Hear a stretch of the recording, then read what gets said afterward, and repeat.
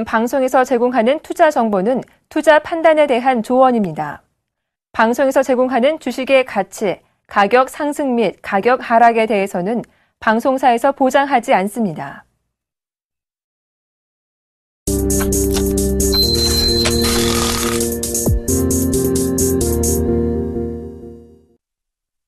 개장까지 4분여 정도 앞두고 있습니다. 오늘장 전망과 출발 상황 분석을 스타인베스트의 윤동식 대표, 유한타증권 W 프레스티지 센터의 정윤성 PB님과 함께하겠습니다. 안녕하십니까?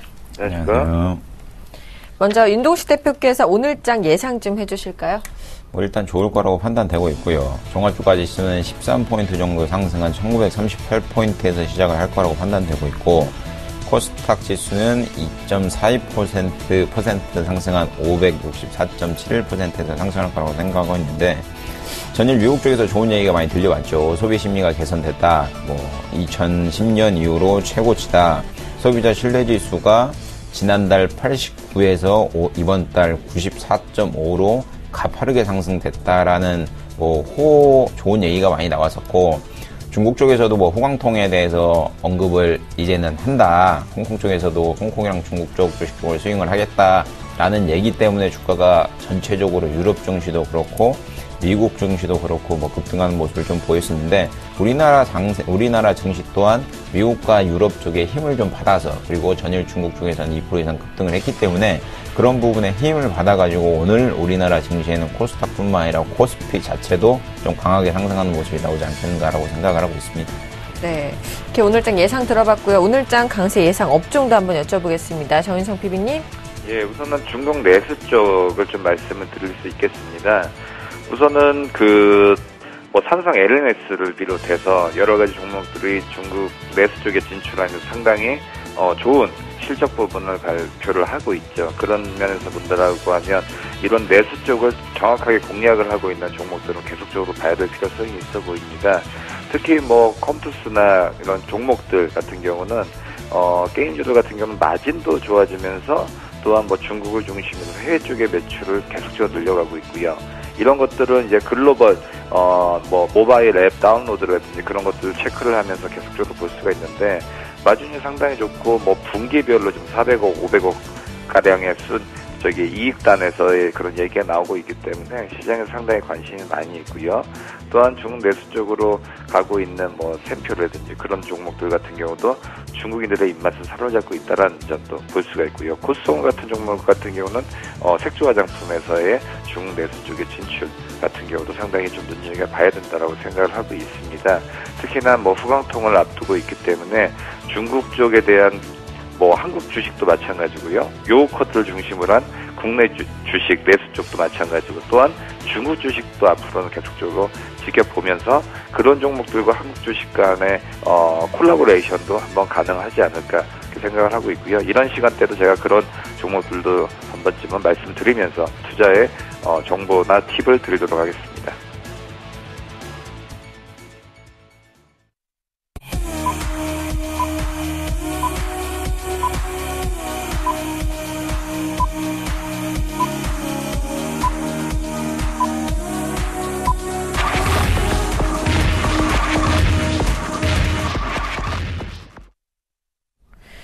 10월 29일 수요일 우리 시장 개장을 했습니다. 먼저 개장 분위기부터 한번 살펴보도록 하겠습니다. 일단은 긍정적으로 움직이고 있습니다. 지수는 예상치처럼 코스피 지수 같은 경우는 13포인트, 13.26% 상승한 1938.98에서 시작을 하고 있고요. 코스닥 같은 경우는 3.20% 상승한 565.49포인트에서 증시를 좀 시작하고 있습니다.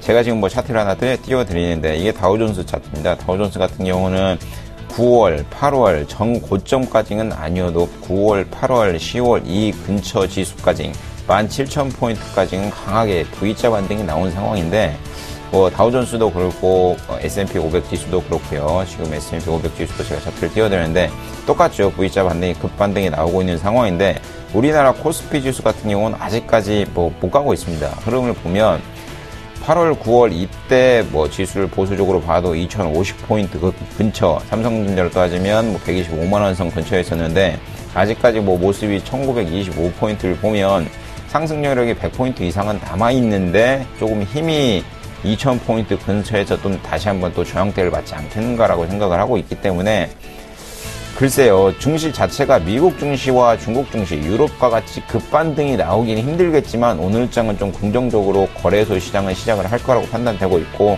뭐 전체적으로 장 자체가 오늘 좀 가파르게 상승할 거라고 보고 있고, 코스닥 증시 또한 코스닥은 좀 많이 올라왔죠. 많이 올라왔는데 뭐 미국 다우존스나 S&P 500 같이 많이 뭐 V자 반등의 모습을 나오고 있는 상황인데, 그렇습니다. 외국인들이 투자 동향에서 눈여겨보셔야 될 게, 외국인들이 거래소 시장을 좀 매도를 하고 코스피 지수나 뭐 그런 쪽은 매도를 하고 코스닥에 관심을 가지니까 주가가 많이 올라왔는데, 이제는 다시 한번 거래소 시장 대기업들 위주에서 호실적이 나오는 기업들에 대해서 좀 선별적으로 관심을 가져보시는 전략도 유효하다고 판단되고 있기 때문에, 분명 호실적이 나오는 기업은 주가가 따라간다는 전제가 있기 때문에 그런 기업을 좀 찾아가지고 눈여겨보시는 전략도 유효하리라고 보겠습니다.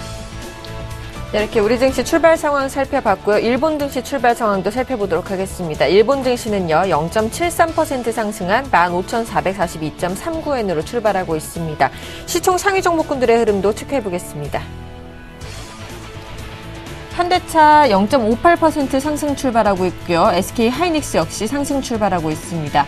포스코와 현대모비스도 소폭 상승 출발하고 있고요. 신한지주 오늘 호재가 있나 봅니다. 4.83%나 상승 출발하고 있습니다.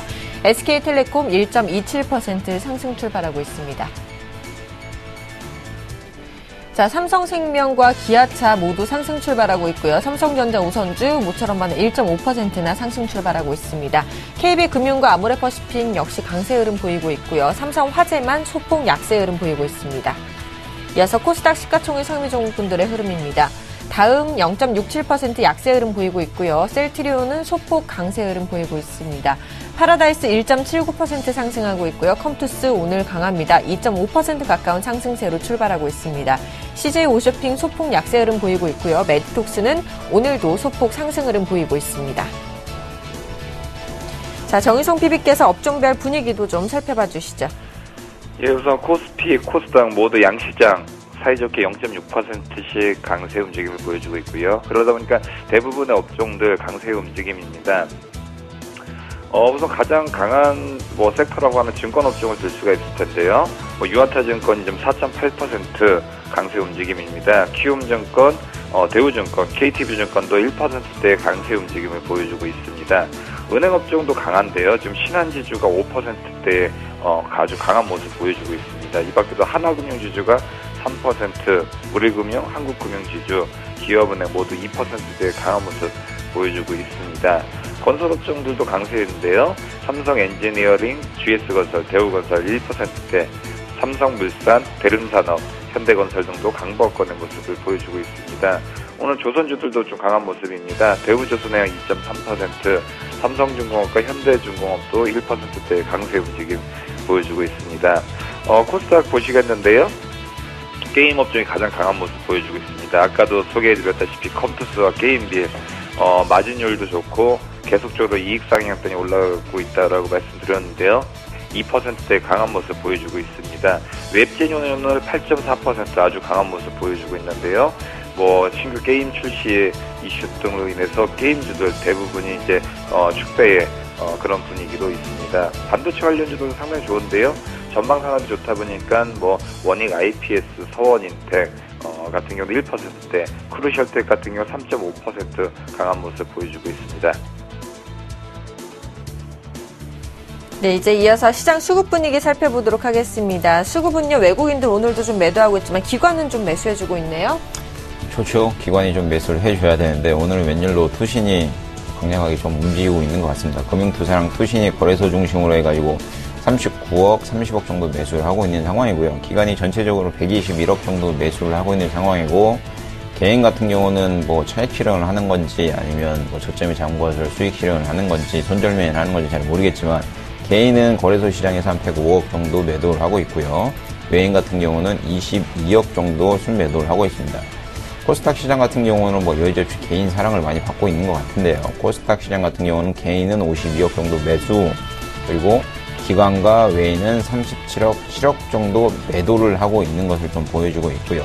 업종별로 놓고 본다면 전체적으로 개인 같은 경우는 전체적으로 다 매도를 하고 있는 반면 유통이나 전기가스 쪽은 좀 순매수를 하고 있고 기관 같은 경우는 낙폭이 과대했던 화학과 철광, 기계, 전자, 운송장비 전체적으로 소액 매수를 하고 있는 상황인데 눈에 띄는 부분은 금융업 쪽에 대해서 기관이 36억 정도 좀 강력하게 매수가 장 초반에 들어오고 있지 않나라고 판단되고 있기 때문에 오늘 증시 장체 좋을 거라고 보고 있습니다. 좋을 거라고 보이기 때문에 긍정적으로 증시 자체를 오늘 하루 종일 바라볼 수 있는 모습이 나오지 않겠는가라고 생각을 하고 있습니다. 알겠습니다. 이렇게 시장 수급 분위기 살펴봤고요. 외환시장 흐름도 살펴보도록 하겠습니다. KB 외환선물의 정경팔 팀장님과 전화 연결해 보겠습니다. 안녕하십니까? 네, 안녕하세요. 오늘도 환율이 좀 하락 출발하고 있습니다. 2원 70전 하락하는 모습인데요. 현재 외환시장 동향 살펴봐 주시죠. 네, 오늘 서울 외환시장은 어제 종가 대비 2원 70전이 하락한 1,047원에 개장했고요. 개장 이후 1,046원 시점까지 낙폭을 키우는 모습입니다. 이 시간 현재는 1,046원 50전에 거래가 되고 있습니다. 오늘 환율이 하락한 것은 지난 새벽 뉴욕 시장에서의 위험 선호도 상승을 반영하고 있습니다.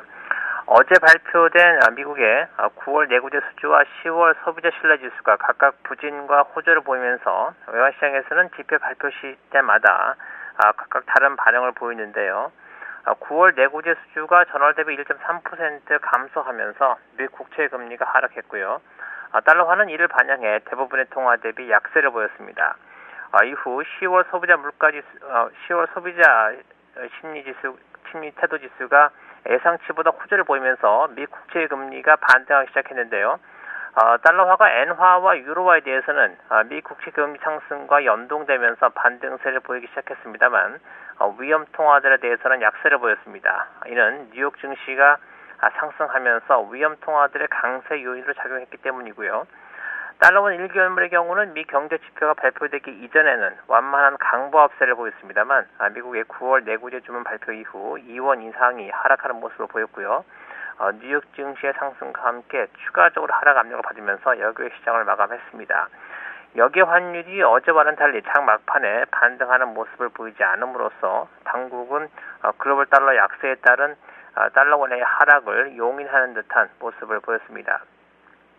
당국이 특정 레벨을 방어하지 않는 듯한 모습을 보이는 것은 서울 외환시장 참여자들에게 달러 매도의 심리를 강화시킬 것으로 보이는데요. 1,050원이 어제 하향 돌파된 이상 이제는 주요 지지선에서 저항선으로 그 역할을 바꾸겠고요. 해외 위험 통화들의 미 달러화 대비 반등세를 보이는 것과 함께 원화 역시 강세를 지속할 가능성이 있겠습니다. 해외 위험 통화들의 동향을 보면 원화와 상관성이 높은 호주 달러를 비롯해서 유로화와 파운드화 등 유럽계 통화들까지 미 달러화 대비 21일 지수 이동 평균선을 넘어서는 모습이고요. 달러 엔의 경우는 반등세가 지속될 수 있다고 예상을 해볼 때 최소한 오늘까지는 엔화의 약세와 위험 통화들의 강세라는 위험 선호도가 상승하는 상황에서의 공식적인 흐름이 이어질 수 있다고 보고 있습니다. 달러 원의 경우는 200일 지수 이동 평균선을 지나고 있는 1,045원대가 1차 지지선 역할을 수행하겠고요. 200일 단순 이동 평균선을 지나고 있는 1,043원대가 2차 지지선 역할을 수행할 전망입니다. 마침내 우리나라 시간으로 내일 새벽 3시경에는 10월 FOMC 회의 결과가 발표될 예정인데요. 양적 완화는 완전히 종료되면서 저금리 기조는 유지될 것이라는 것이 시장의 일반적인 전망입니다. 최근 미 연준이 의사록을 통해서 강한 달러에 대한 부담감을 표명한 만큼 비둘기파적인 내용이 발표될 것으로 보이는데요. 이번 주 들어서면서 외환시장에서는 이에 대해서 선 반영을 해온 만큼 미 연준이 비둘기파적인 내용을 발표하더라도 달러화의 추가적인 약세는 제한적인 수준에서 나타날 것으로 보고 있습니다. 네, 지금까지 KB 외환선물의 정경팔 팀장님과 함께 외환시장 동향 살펴봤습니다. 오늘도 감사합니다. 네, 감사합니다.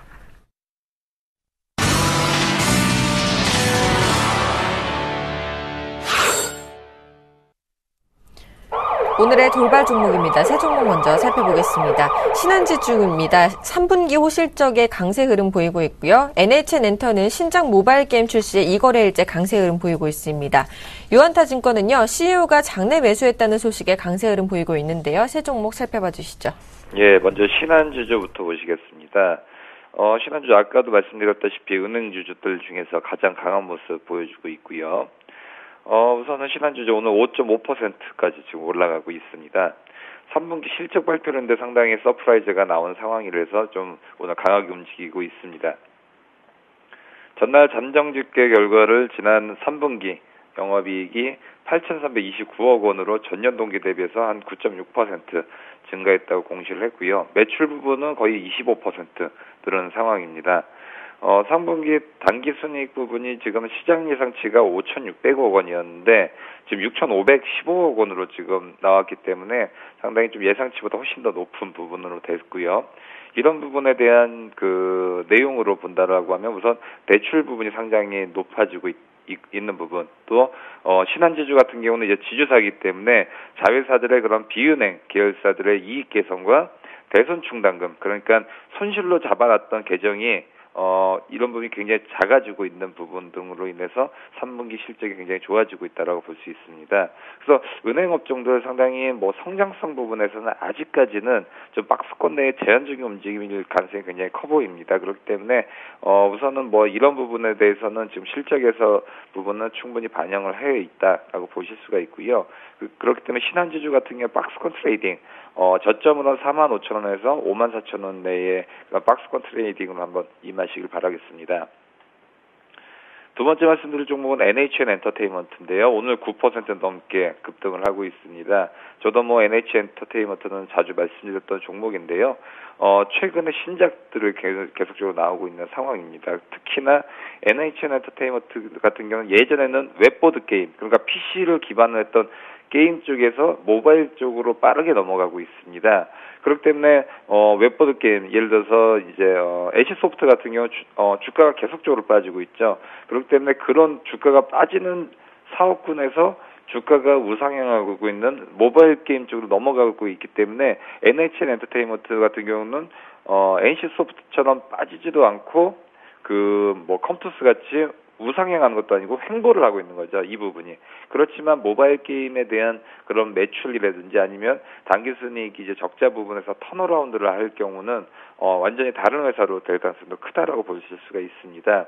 특히 NHN 엔터테인먼트 같은 경우는 라인팝의 후속작인 라인팝2, 또 젤리 몬스터즈 온더락 같은 종목 그런 게임들 같은 경우가 해외 진출에 계속적으로 지금 되고 있기 때문에 앞으로도 NHN 엔터테인먼트 지금 뭐 돈을 이렇게 실질적으로 뭐 컴투스나 그렇게 계속적으로 벌지는 못하지만 지속적으로 그렇게 벌 수 있는 게임들을 계속 내보내고 있기 때문에 만약에 실적이 꽂힐 경우 상당히 많이 올라갈 가능성도 있다. 저점에서 잘 잡을 필요성도 있는 종목이다라고 보실 수가 있고요.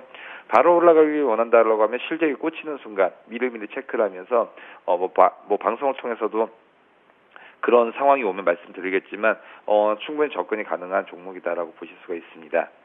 마지막으로 말씀드릴 종목은 유한타증권인데요.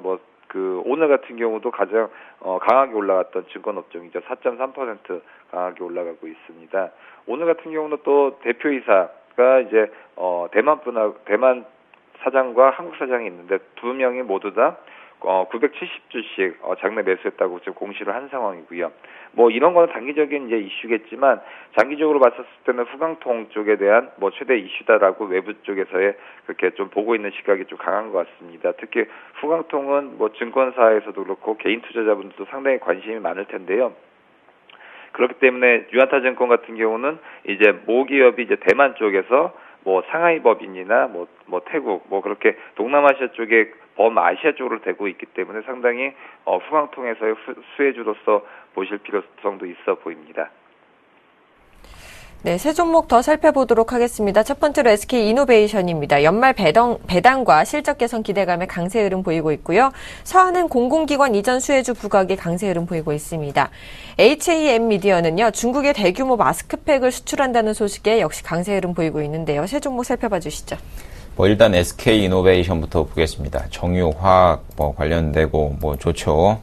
주가가 많이 빠졌습니다. 주가가 많이 빠졌는데도 불구하고 이제 연말에 고배당을 한다고 그래가지고, 그리고 3분기 적자에서 벗어났다는 소식에 주가가 좀 급등을 하고 있는 모습인데, 3분기 같은 경우는 영업이익 기준으로 488억 나왔죠. 전분기 대비해서 이제 흑자로 전환을 했었는데, 글쎄요, 뭐 고배당 분명히 지금 찬바람이 불면 항상 준비해야 될 게 고배당입니다. 근데 이제 소위 증권사나 금융계 쪽에서는 11월 정도부터는 고배당주에 대한 이제 투자가 들어가기 때문에 개인 투자자 같은 경우는 이제 10월 정도부터는 배당주에 대한 관심을 분명히 가지시라고 10월 초부터는 분명히 가지시라고 말씀을 드렸는데 지금 뭐 장이 시끄럽죠. FOMC 뭐 150억 달러 이제 10월에 끝나네, 양쪽하나 종료하네, 기업 실적 안 좋네, 이런 뉴스들에 파묻혀가지고 지금 배당주에 대한 관심이 조금 소외되고 있지 않나라고 생각을 하고 있는데, SK이노베이션 고배당 한다고 하니 뭐 좋습니다. 좋은데 과연 이제 정유업종이나 이 화학 쪽에 대한 뭐 업황의 개선이 꾸준히 나올까라고 생각을 해보셔야 되는데, 어제였나 저번 주였나 이제 물어봤었죠. S오일도 그렇고 SK이노베이션도 그렇고 정유업 쪽에 대해서 강한 반등세가 나오냐 안 나오냐 질의가 많이 있었는데, 그 전날 S오일도 그렇고 SK이노베이션도 그렇고 급등하는 모습이 나왔습니다. 나왔는데도 불구하고 다음날 제가 이제 뭐 단기적으로 관심을 좀 가지시라고 말씀을 드리는 이유가 업황의 개선이 뚜렷하지가 않습니다. 현실적으로 보면. 그리고 우리나라 같은 경우는 산유국이 아니죠. 산유국이 아니기 때문에 어떻게 보면 더욱더 정제 마진만 가지고 수익을 내기에는 조금 힘들지 않나라고 생각을 하고 있고요. 지금 어제 같은 경우는 서부 텍사스 기준으로 81.42달러가 될 겁니다. 41달러였었는데 그젠가 장중에 80불도 이제 무너졌었죠. 그런 걸 보면 유가 자체가 과거에 150불 때까지 했던 모습이 나온다면 정유주에 대해서 이제는 뭐 돌아서야 된다, 이제 진바닥이다 확인을 했다라고 생각을 해서 업황의 개선이다 생각해가지고 돌아서는 게 맞는데, 지금 상황에서는 뭐 기술적 반등, 그리고 S오일 때문에 뭐 EL에서 낙인 물량 되게 많았었죠. 그런 물량 때문에 주가가 많이 끌어내려진 상황에서 어떻게 보면 기술적 반등이 나올 거라고 좀 판단되고 있는데, 이 기술적 반등이 의외로 좀 강력하게 나올 수도 있을 것 같습니다. 나올 거 있을 것 같고, 예전에 조선 쪽도 업황의 개선이 나오지도 않은데도 불구하고 조선업 전반적으로 뭐 주가가 30% 이상 급등을 했었죠. 이런 걸 보면 SK이노베이션도 그렇고 S오일도 그렇고 뭐 유가 자체가 이제 80불에서 어느 정도 마지노선을 잡는다고 치면 정유업종에 대해서는 기술적 반등이 나오는데, 다만 향후에 호실적을 꾸준히 낼 수 있나 없냐에 따라서 틀리기 때문에 단기적으로 투자하시는 분들이라면 그냥 단기적으로 좀 수익 내시고 나가시는 전략도 좋고, 장기적으로 투자하시는 분들이라면 4분기 매출 얼마 나오는지 확인하고 가시는 전략이 가장 유효하리라고 보고 있습니다.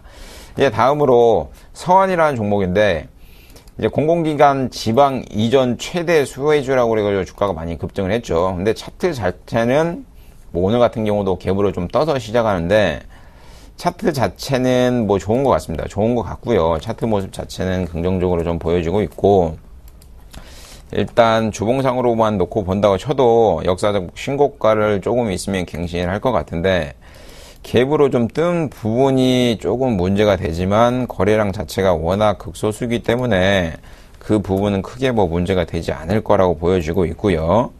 다만 갭으로 뜬 부분에 대해서는 조금 보수적으로 보셔야 되는데, 이런 기업들에 대해서, 그리고 차트가 괜찮게 반등이 나오는 기업들에 대해서는 긍정적으로 좀 종목에 관심을 가지시면서 트레이드 하시는 전략이 유효하리라고 보고 있고, 다만 이제 기업 같은 경우는 매출이랑 영업이익이 꾸준히 증가가 돼야 되는데 조금 그런 부분에 대해서는 아쉽지 않나라고 생각을 하고 있고, 뭐 12년 같은 경우도 영업이익 기준으로는 매출액 기준으로 보죠. 매출액 기준으로는 12년도에는 1,481억, 13년도에는 한 3천억 정도, 그리고 반기 동안 한 3천억 정도 3천억 정도 매출이 나왔는데, 그런 부분 때문에 주가가 지금 연초 대비해가지고 뭐 가파르게 한 50%, 60% 이상 급등하는 모습을 보이고 있는데, 좋습니다. 저는 이 종목 보유하고 있다고 그러면 뭐 홀딩해서 가져갈 것 같고요. 그리고 아직까지 좀 모멘텀이 살아있는 것을 보면 이런 기업에 대해서는 좀 긍정적으로 보는 게 좋지 않겠나라고 생각을 하고 있고요. 다음으로 HAM 미디어를 좀 보겠는데, 중국 쪽에 대규모 마스크팩 출시한다, 뭐 수출을 한다 이래가지고 주가가 뭐 연초에 5월달만 해도 600원인 게 지금 3,700원이네요. 많이 올랐죠. 화장품 관련된 사업, 중국과 관련된 사업에 대해서는 뭐 성장성이 어디까지 성장을 할지에 대해서는 아무도 장담을 못할 것 같습니다. 화장품 산업에 대해서 중국인들이 한국에 들어와가지고 뭐 요요커들이 가장 많이 사는 게 뭐 화장품이다 보니 어쩔 수 없이 중국과 관련된 기업들에 대해서는 매우 눈여겨보셔야 될 것 같고요. 이게 뭐 중소형주, 소형주에 국한되는 게 아니고 2009년도였죠. 2009년도가 기아차가 뭐 10,000원일 때 90,000원까지 올라갔었죠. 한 70,000원까지 올라갔었죠. 이게 왜 올라갔냐면 중국 쪽 수출이 어마어마하게 증가됐습니다. 중국 정부에서 이제 뭐 도시화 정책 해가지고 육성을 해야 된다. 우리도 좀 넘어가야 된다. 이런 얘기가 많아가지고 중국 쪽 수출이 급등하면서 뭐 매출이 급증하면서 기아차 같은 대기업들도 주가가 어떻게 보면 7배, 8배의 수익이 났습니다. 그러면 HAM 미디어 같은 이제 마스크백, 화장품과 관련된 기업들이 중국 쪽으로 대규모 매출이 나온다고 하면 주가는 뭐 당연히 올라가야 되는 게 맞는데 조금 부담스러운 자리이긴 합니다. 단기적으로 주가가 뭐 너무 많이 올랐고요. 그리고 이 기업 같은 경우는 뭐 매출액 같은 경우도 조금 안 좋아요. 12년도에는 뭐 한 300억 정도 나왔는데 13년도에는 1100억 그리고 상반기에는 한 300억밖에 안 나왔습니다. 그러면 전년도 대비해가지고 매출액이랑 영업이익 자체가 너무 조금 안 나오고 있지 않나. 영업이익 같은 경우도 뭐 12년도 적자, 13년도 적자, 14년도에도 지금 3분기, 1분기, 2분기 다 적자인 모습을 나타내고 있다고 하면 과연 이 기업이 꾸준히 매출이 나와서 뭐 주가가 향방에도 지금 뭐 3,000원, 4,000원이지만 뭐 10,000원, 20,000원이 가지 않나라고 얘기하기에는 조금 어려운 모습이라고 생각을 하고 있고요. 주가 차트만 놓고 본다면 정방의 5일선도 이탈 안 된 상황에서 5일선 접하지도 않고 계속 상승을 하죠. 이런 모습 좋아요. 좋은데 과연 이게 어디까지 갈지에 대해서는 아무도 모를 거라고 판단되고 있고요. 제가 생각하기에는 뭐 한 4,000원 이 선에서 어느 정도 좀 뭐 고점을 찍고 다시 한번 조정을 받은 다음에 가지 않겠는가, 만약에 간다면 조정을 받은 다음에 가지 않겠는가라고 생각을 하고 있기 때문에 만약에 보유하신 분들이라면 좀 일정 부분을 수익 실현하고 저가에 다시 매수하시는 전략이 유효리라고 보고 있습니다. 알겠습니다. 세 종목 이어서 더 살펴보겠습니다. 첫 번째로 두산건설입니다. 3분기 영업이익 개선 소식에 상승세를 보이고 있고요. 서린바이오는 안티에이징 사업 진출한다는 소식에 급등세를 보이고 있습니다. 마지막으로 새내기주인 영우디 SP는요. 급등세를 보이고 있는데요. 왜 급등하는지 지금부터 자세히 살펴보겠습니다. 세 종목 살펴봐 주시죠. 네, 먼저 두산건설 오늘 5%대의 급등을 보여주고 있습니다. 3분기 우선 실적이 좋은데요. 아무래도 지금 3분기 실적 발표를 앞두고 있기 때문에 상당히 지금 실적이 어떻게 되느냐에 따라서 지금 핫하게 움직이는 종목들이 상당히 눈에 띄는데요. 두산건설이 바로 그런 종목 중에 하나입니다. 올 3분기 영업이익이 237억 원으로 지난해 대비해서 뭐 1,500%인데 지난해 같은 경우 워낙 안 좋았기 때문에 증가율보다는 우선은 숫자가 찍히는 게 굉장히 중요한 대목인 것 같습니다. 특히 인건비 등 판관비가 감소가 좀 눈에 띄고요.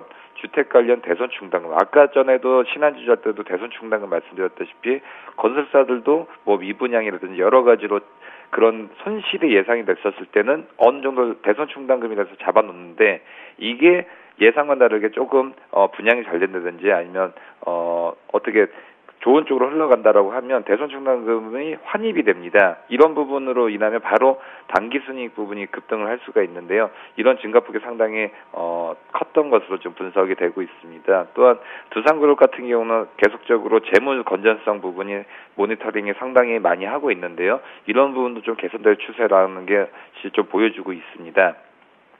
특히 예전에는 좀 두산건설 같은 경우 상당히 유동성 리스크가 있는 것이 아니냐라는 부분이 굉장히 컸었는데요.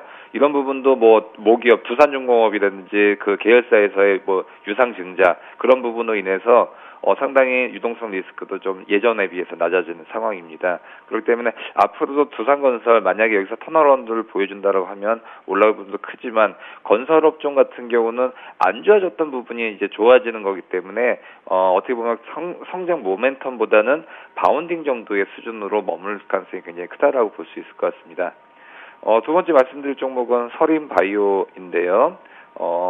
그동안에 이제 빠져서 계속적으로 회사 자체는 좋은데 주가가 좀 지지부진하다 보니까 증권업 쪽에서는 한서린 바이오 한이 서렸다 그렇게 뭐 회자될 정도로 조금 미진했었는데 오늘 뭐 신사업 발표 뉴스로 인해서 오늘 상한가에 도달을 했었습니다.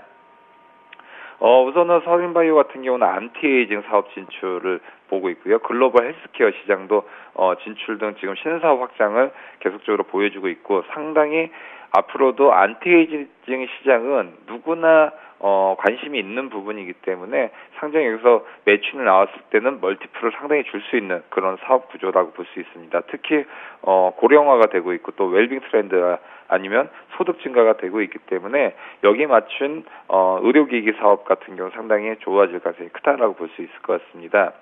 거기다가 우선은 연말에 또 배당주로서도 볼 수 있는데요. 우선은 현금 연속 배당을 하고 있기 때문에 이런 부분에서 본다면 서린바이오 상당히 짱짱한 회사다라고 볼 수 있고요. 지금 주가대라고 하면 상당히 충분히 접근 가능한 그런 주가대라고 보실 수가 있을 것 같습니다.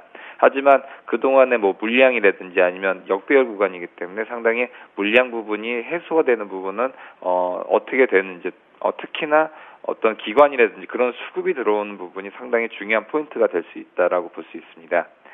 세 번째 말씀드릴 종목은 영호 DSP입니다. 오늘 신규 상장을 했죠. 오늘 상한가에 마무리가 됐습니다.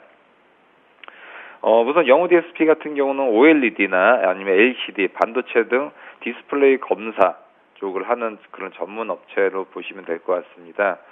근데 우선 LCD 쪽, 국내 쪽은 좀 뭐 성장 부분이 정체가 되어 있지만 중국의 CDC 판다와 130억 규모의 LCD 자동화 검사 장비 공급 계약을 체결을 했습니다.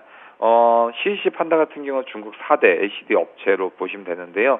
그렇기 때문에 중국 쪽에 대한 진출 부분이 상당히 시장에서도 좋게 보고 있기 때문에 특히 상장을 했었을 때 그때 분위기가 상당히 중요합니다. 이 회사가 멀티플을 줄 것이냐 안 줄 것이냐에 따라서 대부분이 상한가 또는 하한가로 갈 가능성이 굉장히 크죠.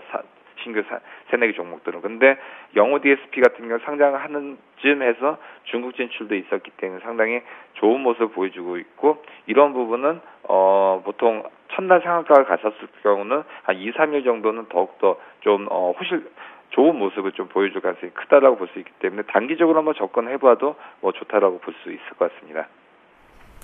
네, 세 종목 이어서 더 살펴보도록 하겠습니다. 첫 번째로 유한양행입니다. 3분기 양호한 실적에 강세 흐름 보이고 있고요. RT캐스트는 4분기 사상 최대 실적 전망에 역시 강세 흐름 보이고 있습니다. 반기문 테마주들이 연일 동반 급등세를 보이고 있는데요. 세 종목 살펴봐 주시죠. 유한양행이죠. 우리나라의 대표적인 제약바이오 의약품 관련된 기업이라고 보면 될 것 같은데 오늘 좀 급등을 하고 있네요. 주가 유한양행 같은 경우는 워낙 보수적으로 주가가 움직이는 기업이기도 한데도 불구하고 오늘 3.6% 정도 오르고 있는 6,500원 정도 올라서 18만 7천원, 6천원 왔다 갔다 하네요.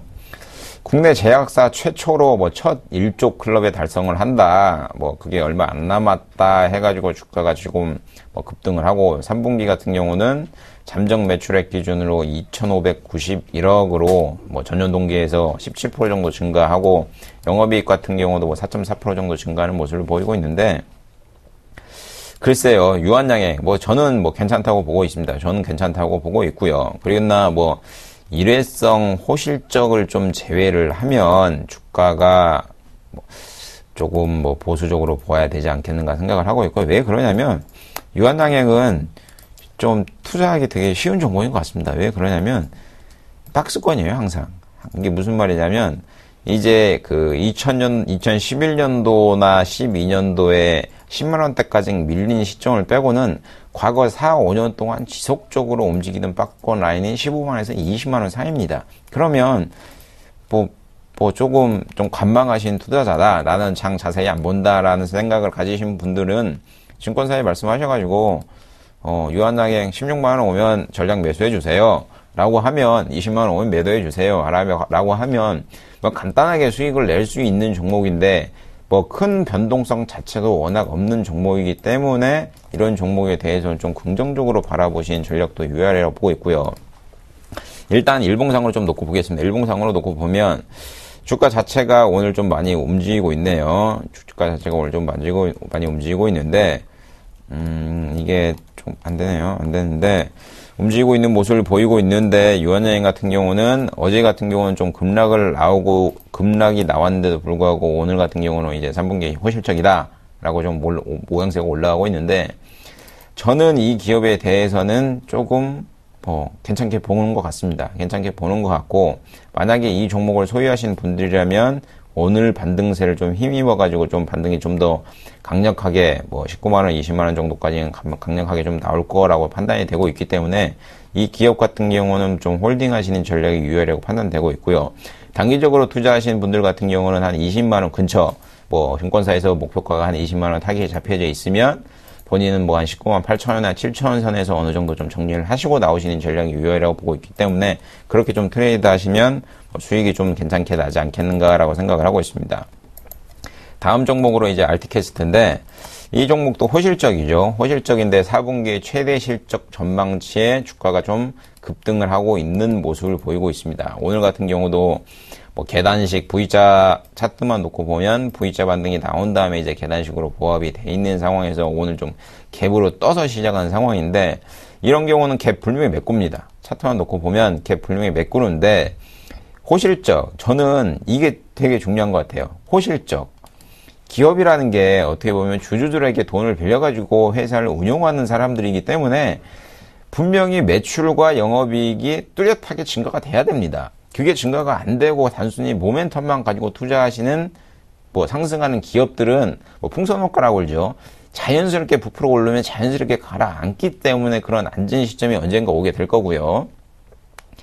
이제 알티캐스트 같은 경우는 2010년도, 작년도 같은 경우는 2010년도에는 500억 정도 매출, 13년도에는 700억 정도, 730억 정도 매출이 나왔는데 상반기 같은 경우도 벌써 한 500억 정도, 505억 정도 되네요. 505억 정도 매출이 나오기 때문에 하반기, 3, 4분기에 실적이 긍정적으로 조금 나오지 않겠는가라고 보여주고 있고 차트만 놓고 보면 10,000원 이 선에서 어느 정도 좀 보합을 이룬 다음에 주가가 좀 뛸 거라고 생각을 하는데 오늘 갭으로 떴는데도 불구하고 제 생각은 조금 메꾸고 가지 않겠는가라고 생각을 하고 있고요. 이런 종목은 주봉으로 놓고 보고 일봉으로 놓고 본다고 쳐도 좀 시간 걸릴 것 같습니다. 가파르게 차트가 상승이 되진 않을 것 같고요. 캔들을 좀 메우고 가는 모양이 나오지 않겠는가라고 생각을 하고 있기 때문에 전형적으로 10,000원에서 11,000원 이 선에는 어느 정도 조금 저항대가 있기 때문에 조금 보수적으로 보시는 전략도 유효하다고 보고 있고 마지막으로 이제 반기문 수혜주라고 지금 난리죠. 휘닉스 소재도 그렇고 반기문 소재라고 반기문 테마주라고 연일 급등하고 있는데 보성 파워텍도 그렇고 CCNS도 그렇고 휘닉스 소재 한창 오늘 같은 경우도 급등을 하고 있는 모습을 보이는데 테마주 제가 제일 안 좋아하는 단어긴 합니다. 현실적으로 나는 테마주에서 수익 많이 봤다 하시면 테마주 계속 하셔도 되고요. 근데 저는 테마주 별로 안 좋아합니다. 왜 그러냐면 개인이 테마주 해가지고 수익 내기가 되게 쉽지가 않아요. 기관 좀 소위 말해서 작전을 하시는 분들은 손을 좀 만져가지고 차트를 만져가지고 주가를 좀 만져가지고 수익을 내고 나오는데 개인이 이거 따라서 사서 수익을 내기에는 조금 어려운 모습이 아니지 않나라고 생각을 하고 있고 정치 관련 테마주 어디든 있죠. 어느 나라든 있는데 우리나라도 정치 관련 테마주 분명히 있습니다. 휘닉스 소재 같은 경우는 박원순 서울시장이랑 반기문이랑 같이 엮여가지고 전일 같은 경우 1,200원대 주가였던 게 최근에 2,000원까지 50% 60% 이상 급등을 하는 모습을 보이는데 어제 하한가 비슷하게 맞았죠. 하한가 갔다가 또 밀리는 상황인데 오늘 또 올라가네요. 이런 거 보면 글쎄요. 개인 투자자가 정치 테마주에서 나는 매년 수익을 번다 라고 하시는 분들 저한테 연락을 하면 제가 맛있는 커피 한 잔 사드리겠습니다. 그리고 왜 이런 종목을 조금 개인이 하기 어렵다고 말씀드리면 이런 종목 투자해가지고 수익 내시면 다른 대형주나 가치주, 성장주 투자 절대 못합니다. 이거의 수익을 맛본 이 경험이 있기 때문에 정치 테마주만 계속 하게 되면 언젠가는 손실이 나는 구도가 나오고 있기 때문에 조금 주의를 필요로 하셔야 되는데 정치 테마주 같은 경우는 여지없이 항상 이슈화 되기 때문에 관심을 가지시는 전략도 유효하라고 보고 있는데 휘닉스 소재 같은 경우는 고가 대비해서 어느 정도 좀 밀려야지 좀 가지 않겠는가라고 생각을 하고 있습니다. 알겠습니다. 지금까지 스타인베스트의 윤동식 대표, 유한타증권 W 프레스티지 센터의 정인성 PB님과 함께했습니다. 오늘도 감사합니다. 네. 감사합니다.